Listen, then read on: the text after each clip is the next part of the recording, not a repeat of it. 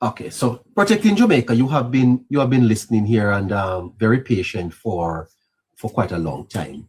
I'd love to hear you on the subject tonight, protecting Jamaica.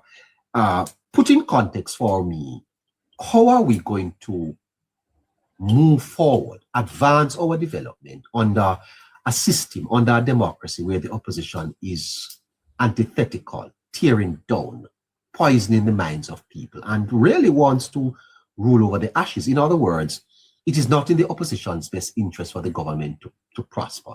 How do we advance under these conditions? Neighbor, good night again, everybody. And I don't know if Nat's hearing me. Good night, JPU. I'm glad to have you here. The view I hold is the government can survive in this kind of antagonistic kind of environment. But survival is not going to happen while doing the same usual thing or taking the same usual approaches. Oh, and you mentioned there has to be another approach, and I'm gonna paint a picture, because you mentioned Singapore before, and Scratchy rightly highlighted that Lee Kuan Yew took some dictatorial positions in order to hold power and to be able to influence the changes that he wanted to implement. But if you notice in that scenario, the people of Singapore did not end up hating Lee Kuan Yew. As a matter of fact, sir, at his funeral in the rain, nearly 2 million people lined the streets. Right. Why? I have said this before countless times.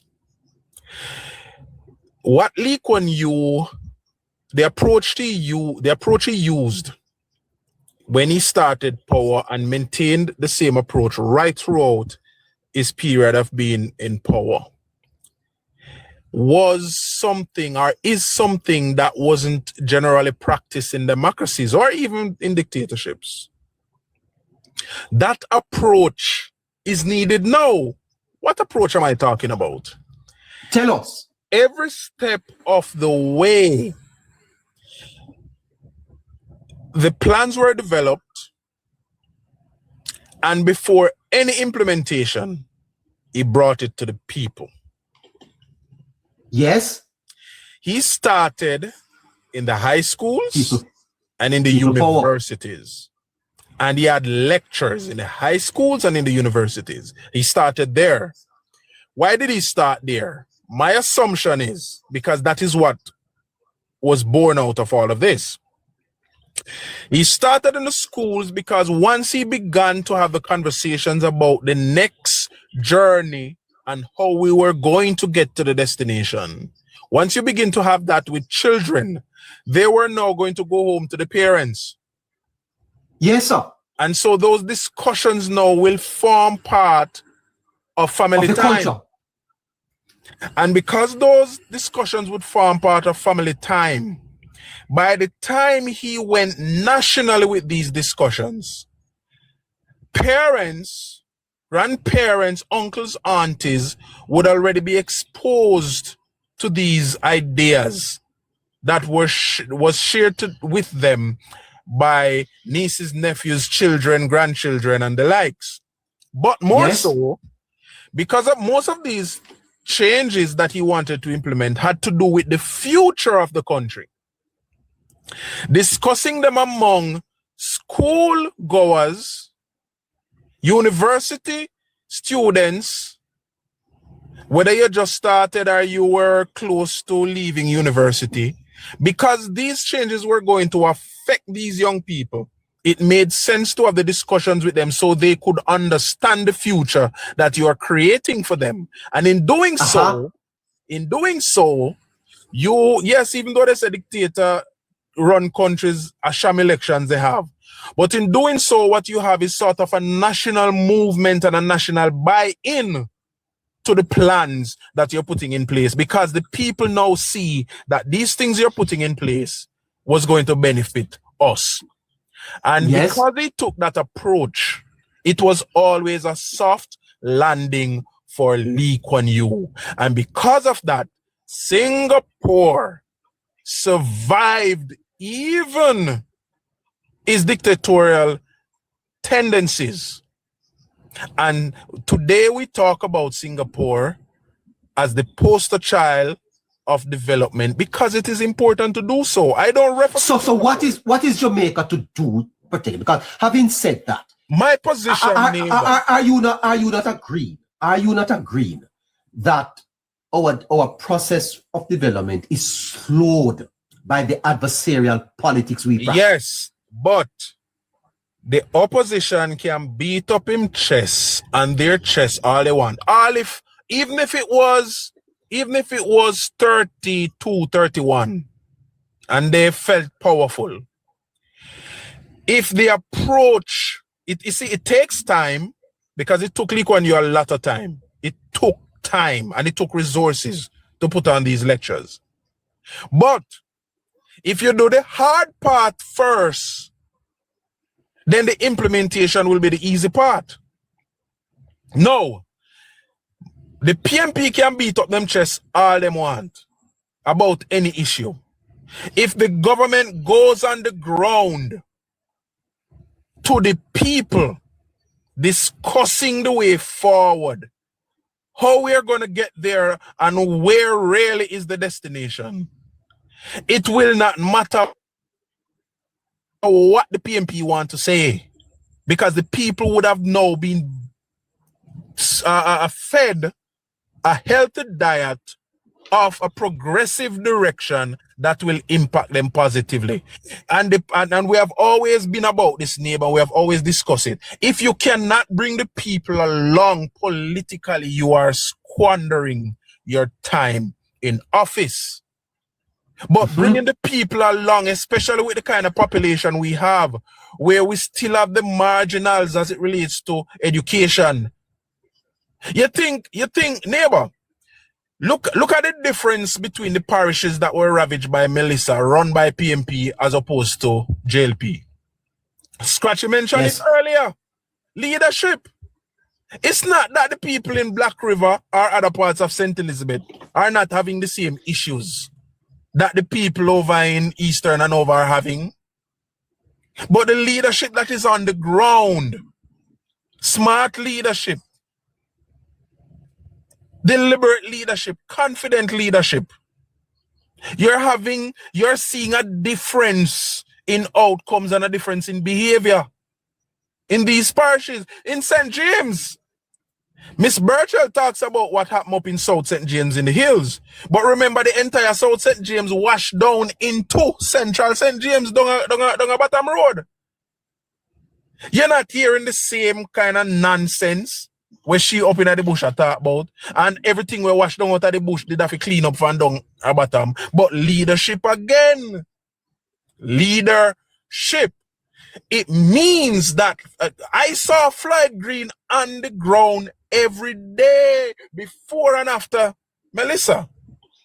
That says something. You have to go to the people, talk to the people, make the people feel like, yes, we understand what had happened and we know you were ravaged, but I'm here with you and this is where we are going and this is how we are going to get there. Once people understand, even though their plights might continue a particular way, each time them feel frustrated and flustered with the situation that remains, they will remind themselves that the MP says that this is where we're going. It's going to take some time. So let us hold true to this. Stay focused. Stay the path, and we will get there.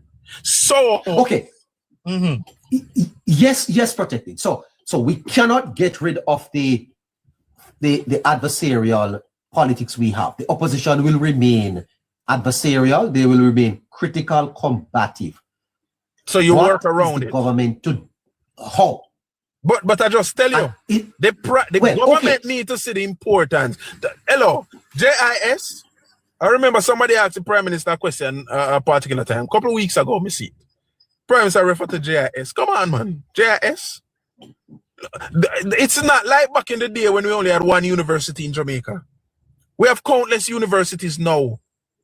The progress of Jamaica, the next step in Jamaica's, in the writing of the future of Jamaica, the next step are the people that went at the university now are going to help to institute the next step of plans for Jamaica. Go talk to them. Plan with these universities, make the media department at Jamaica House, make arrangements with these universities, and to have these lectures, to have these discussions, because the young people in school today, whether if they have third form, right up to university, the new Jamaica is going to impact on your lives. So go talk to them. We have university in every parish of Jamaica now. See UCC I go to St. Thomas. Case down a Portland. Go and speak to the people. And where there's no university and you still need to speak to people, go at the church hall them or the community center in the parish, certain a parish capital.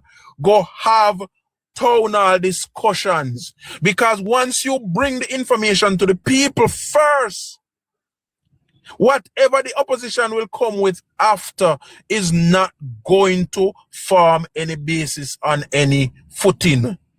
The government seem to want to continue to wait until the PMP start tell lie and they lie them sinking and they realize it's sinking. That's when they want to come out. Lead the narrative. Share the vision of the new Jamaica with the people. I know everybody watch TVJ and everybody listen to Nationwide. And I know everybody have TikTok. Go to the people. We in a bush till 2 o'clock a morning time. I look vote. I climb all breadfruit tree. Go to the people. Take it to the universities. Discuss the way forward. Okay, my golden all of a sudden now want mash up Nara. Take Nara to the universities and discuss it with the students. Go to Church Teachers College. Go to Bethlehem. Go to all these places. Go to technology. Go to off-site UE down at Mobile. Go to off-site over here. So go to UCC. Go to Northern Caribbean University. Take the information to the people. And then you will have a natural buy-in. You will have a natural buy-in. If you do it that way, so you never fail. Yes. Lee Kuan Yew did it that way and he survived. A matter of fact, you do not hear anybody refer to Lee Kuan Yew as a dictator outside of some in-depth discussion. They don't. Because he brought prosperity to his people in a democratic way. You better believe.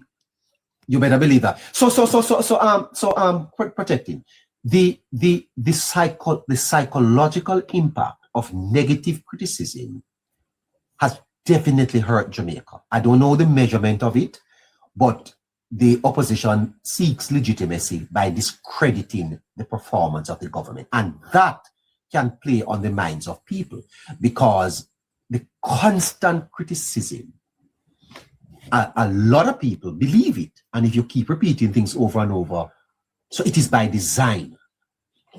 You are saying, protecting, that there has to be a strategy that combats this. And you are saying, go into the institutions with your plans. Let them understand what you are doing. So people, when they hear the criticisms, they will say, Mom, that's a lie. The danger is allowing, especially for an extended period of time, and we're talking about the repetition of whatever information will be shared by the opposition. So there are two factors here to consider, neighbor. If you allow your opponent to lead the narrative, your opponent literally is leading. But if you give your opponent enough time to repeat the narrative, then you know repetition makes something true, even though it might not be true. And then once you have that kind of situation now, it becomes harder for you who still have a narrative to share, which might be the truth. It becomes harder for you now to even find a space in people's minds after the mind have already been prepared to reject what you are coming with. There is uncertainty. There is uncertainty. So it becomes so much more difficult for you to find even a small space for that truth to germinate, to start grow. And I cannot understand the common sense in the politics, if there's any, of our current government. You have heard me on this countless times, neighbor, hundreds of times. Lead the narrative. You are the ones developing the policy. The opposition is not in the room of the policy. The only time the opposition knows of the policy is when you table it in the parliament. Why can't you develop the policy, start discuss it with the people, meaning you're leading the narrative. So by the time it reach a parliament figure table, the opposition is already upon the back foot. What is so difficult with that? What is so difficult with that? So you're always as a government caught on the back foot because you carry the policy to parliament now, and the opposition chuck off funny like a mugrat. And then the opposition might make some sense. Can't take nothing away from them sometime because they are appealing to people's emotion. Then what you do? You run back to the drawing board now if you change up something in the policy. What you do? You look weak. Leadership look weak right there, so. But if you are taking it to the people and have the people themselves directly share their concerns about what you're presenting or ask the questions so you can answer, then by the time it becomes a paper to table in the parliament, you would have already arrived at a position that the people have already warmed up to. So it provides, it creates some difficulty for the opposition to even push back against it because the people would already been familiar with it and them like it.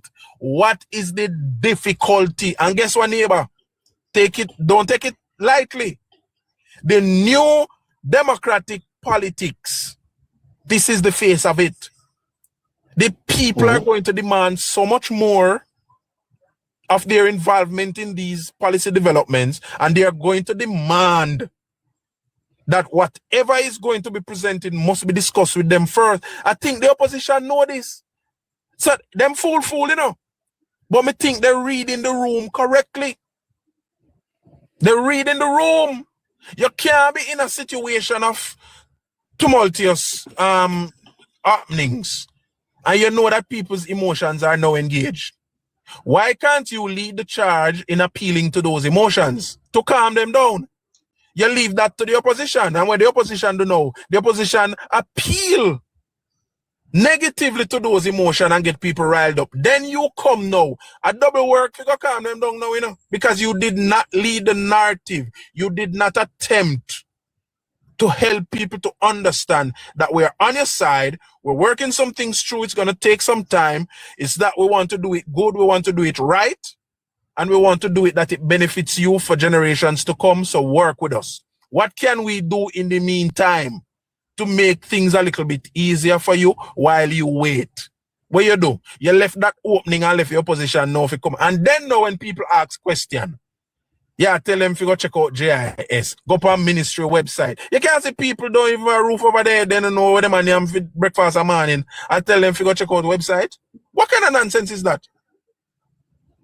You think you can't tell me what check out the website? Me don't even know how me I go sleep tonight if rain I go fall. What kind of website you go tell me if you go check?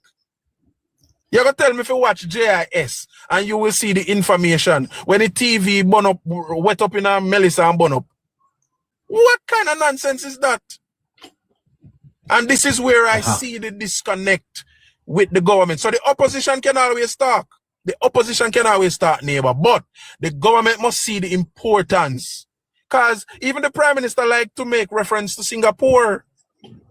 But Lee Kuan Yew was a political genius. Bring the policy to the people. And once the people like it, it don't matter when nobody wants to say. The people like it and the people know say then we are work for. That's it. Yeah. Well, that's great.